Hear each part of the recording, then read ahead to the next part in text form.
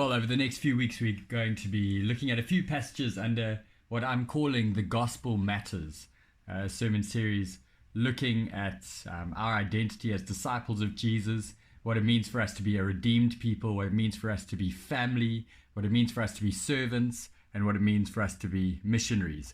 But all of that under the umbrella of us being disciples of Jesus.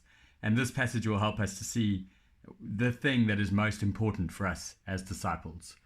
So, as always, I encourage you to take some time, read the passage a few times, notice things that stand out for you, spend some time praying, asking God to help you to understand His word, because this is His word to us. And as you pray, ask God to help your own heart to be impacted by His truth. And then if you're going to be teaching this to others, pray that you would have God's wisdom to know how best to teach this to others.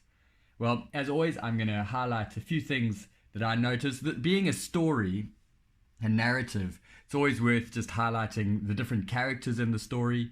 So Jesus is the character who's mentioned first in this story. Just to highlight just a few of the repetitions of where we see Jesus in the story. His disciples are also here in the story. So it's Jesus and his disciples. But the two key characters in this specific story are Martha, who opened her home to Jesus. So let's just highlight where we see Martha a little bit.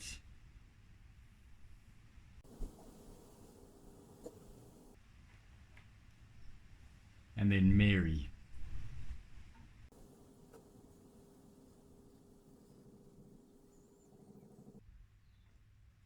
Now, in a story like this, it's important to kind of pick out a few of the nuggets, the keys that help to unlock what's going on. I think one of the climactic moments, perhaps the climactic moment in this, is Mary's words here to Jesus. Don't you care? And then Jesus' answer to that question kind of resolves the story for us, helps us to see what the key thing is here. Jesus says, few things are needed, or indeed, only one. Now, being a narrative, again, there's a tool that's really helpful for us to get to the bottom of what's going on in a story like this. You plot the story and see what is your setting.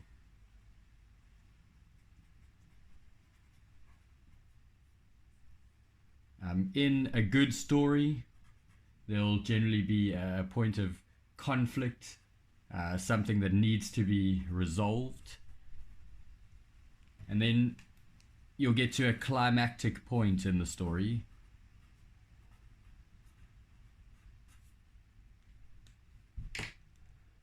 And then see how that gets resolved.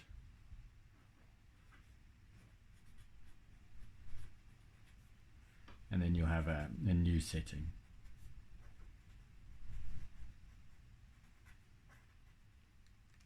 So, in this story, I think that our setting is very clearly given just in the first part or in verse 38, with Jesus arriving at Mary and Martha's house. So 38a, got Jesus and his disciples went on their way. They came to the village where a woman named Mary opened her home.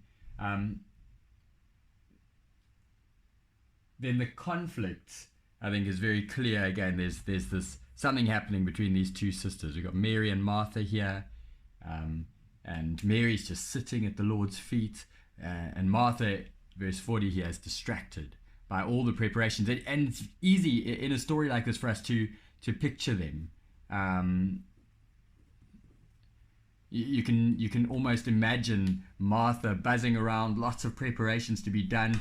The Lord, Jesus, this one who everyone is talking about, he has come to Martha's house and she wants everything to be perfect. So Martha's distracted by all the preparations, cleaning, preparing food, getting the room ready for Jesus, whatever was keeping her busy. But then you've got Mary just sitting at the Lord's feet. And you can almost imagine Martha casting an eye across to Mary and just getting agitated. Why isn't she helping me? So the climactic point comes in this story in verse 40b, the second half of verse 40, where she comes to Jesus and says, Lord, don't you care that my sister has left me to do the work by myself? Tell her to help me. And again, if you were there, you would imagine kind of all eyes are now wide, looking at Martha. Jesus has been teaching. Mary is clearly captivated. I'm sure others in the room were captivated by what they were hearing from Jesus. And then Martha comes in, Lord, don't you care? It really would have been a climactic moment in this story. And Jesus gives what would have been a surprising answer, because in this culture, Martha's doing what's kind of expected. Getting things ready for her guests, and Mary should have been helping her. Everyone would have expected her to be helping, but Mary is sitting listening to Jesus. But then Jesus gives these incredible words. Martha, Martha, you are worried and upset about many things. And I think that's just worth seeing. Jesus doesn't say, Martha, Martha, you are busy doing all this stuff. He doesn't highlight what she's doing. He highlights her attitude. You are worried and upset. And I think that just highlights for us that it's her heart that Jesus focuses on here. The ESV translates that as you are anxious and troubled. So it's a heart attitude here.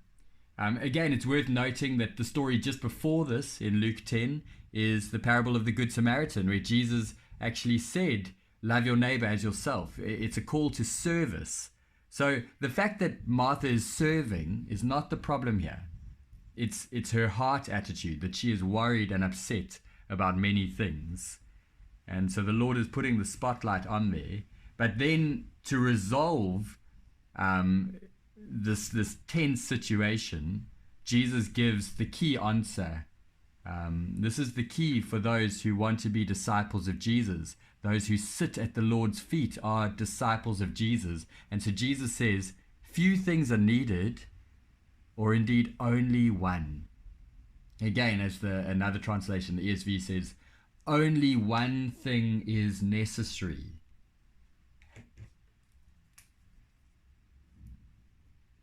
Only one thing. Only one thing is necessary. Jesus is saying, Mary has chosen the most important thing, to sit at the Lord's feet and listen to him. That's what's most important for disciples of Jesus. And he says Mary has chosen what is better. She has chosen, in another translation again, the good portion. This should cause us to think about Psalm 73, where the psalmist says that God is my portion forever. And Mary has chosen the thing that she knows will satisfy her heart and her soul. And Jesus says it won't be taken away from her. Now, in a story like this, we can all, we look at Martha and we almost kind of cheer for her, because that's us a lot of the time. We know that we're distracted, easily distracted. We get worried and upset about many things. But actually, this story is telling us that we need a Mary heart in a Martha world. We actually know that we should be like Mary, listening to Jesus, but the Martha inside us keeps bossing us around. But we really do need a Mary heart in a Martha world. And so this is, if you're teaching this to others, take the opportunity to push the point that we should be those who are listening to Jesus, and spend some time digging into how we can do that better, how we can prioritize being those who sit at Jesus' feet, ask yourself daily, have I sat at the Lord's feet today? Have I had my appointment with Jesus? And this isn't about rules or regulations. This is about relationship. It is important to notice that Martha also loved the Lord. She calls him Lord here. She knew who was in her house. So she is also a disciple of Jesus, but at this point she was distracted.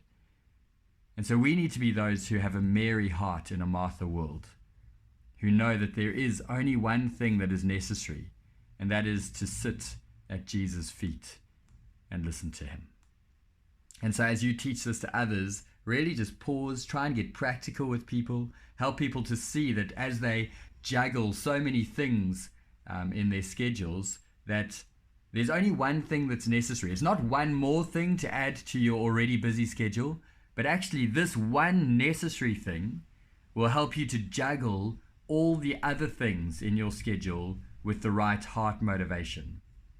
And so this is the point to begin on. As disciples of Jesus, disciples who listen to Jesus and who live for Jesus, before we serve, before we go on mission, before we seek to actually be family together, the most important thing is that we need to remember that we need to listen to Jesus. And so I pray that this really will help all of us to be motivated to prioritize the one thing that's necessary this year. Nothing else will impact us more in this year, 2020, than really sitting at Jesus' feet and listening to him. Well, God bless as you dig further into this, as you teach it to others. I pray that it will impact your own heart, and that will then flow out to impacting those who you teach this to. God bless.